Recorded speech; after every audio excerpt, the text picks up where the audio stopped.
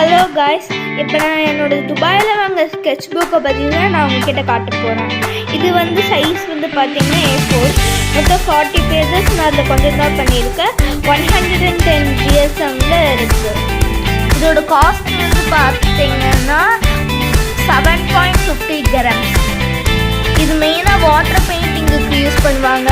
நான் வந்து anime ஸ்கெட்சிங்கெல்லாம் வரையறதுக்கு use பண்ணியிருக்கேன். இதை நான் ஸ்டார்டிங்கில் பண்ண திங்ஸு. இப்போ நான் வந்து ஃபஸ்ட்டு எடுத்தோடனே ஒரு ஸ்பைடர்மேன் ஸ்கெட்சிங் தான் பண்ணேன்.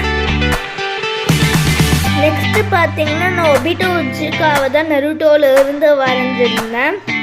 நெக்ஸ்ட் நான் இட்டாச்சி உச்சிக்காவை தான் டெட் சீனில் நருட்டோவிலேருந்து வரைஞ்சிருந்தேன். நெக்ஸ்ட்டு நான் நருட்டோ உசுமாக்கியை தான் நருட்டோவிலேருந்து வரைஞ்சிருந்தேன். அதுக்கப்புறம் பார்த்தீங்கன்னா நான் வந்து ஆயில் பேஸ்டல் வாங்கியிருந்தேன். அது செக் பண்ணுறது தான் இந்த ஒரு ட்ராயிங். அப்புறம் ஜிராயாவை தான் நருட்டோவிலேருந்து வரைஞ்சிருந்தேன்.